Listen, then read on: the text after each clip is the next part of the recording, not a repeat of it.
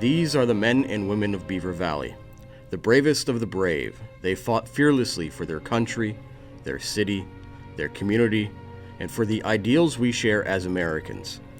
They served proudly in World War II, Korea, Vietnam, the Gulf War, Iraq, and Afghanistan. Here now are their stories, their own experiences in their own words, the words of the heroes of Beaver Valley. 92-year-old Aliquippa native Stephen Domitrovich was drafted into the United States Army at the age of 18. In California, the Army trained Domitrovich to drive ambulances. I said, I'm not a driver. She said, you are a driver now. They taught me how to drive the ambulances. 2 days after D-Day, Domitrovich and fellow soldiers landed on Utah Beach and started their travels across France. As an ambulance driver, Domitrovich's main responsibility was hauling wounded Germans to hospitals. We got into France. We got in. After that, we went to Belgium. And there, I went in Malmedy. And that's where it started. As we were going out of Malmedy, we were following a weapons carrying. And right away, they flew over, and I flew over. And they all jumped in a ditch. I jumped in a ditch. My buddy said, this is air raid. I said, don't lift your head. They're firing down on us. And after the firing went, the German come down, put a rifle in my head. With German rifles pointed at him, Domitrovich moved with other captured Americans into a nearby field. He would soon be a part of what has come to be known as the Malmedy Massacre that occurred during the start of the Battle of the Bulge. After a while, they walked me up and into a field. We had to cross a fence with our hands over our head. And they lined us up. There was 147 of us. 147. And I was in the front line. The German called me out front and asked, and wanted to look at my bracelet because I just looted from my house.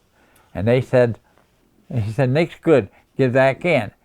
As I was standing in there, my buddy said, we're going to Germany. I said, no, sir. Look, they're lining up machine guns on both sides of the road. Pretty soon, they said, open fire.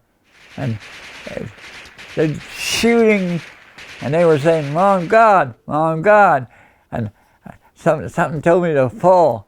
I lay down on the ground until it was quieted down. And pretty soon, they sent guards around us.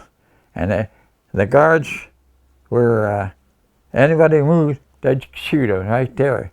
So I laid there real quiet. And pretty soon, a German come up to me, and my buddy was there. So the German shot my buddy, and I laid there, didn't say nothing. He looked at me. I seen him. I said, what am I doing? Good Lord doing to me. I was praying like mad.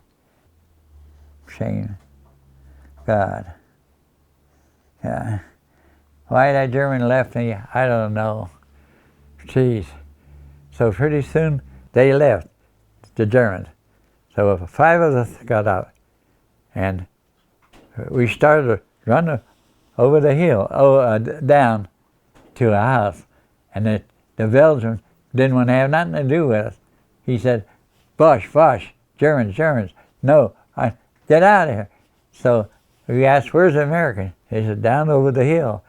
The men made it to where their fellow Americans were located and were taken to the hospital.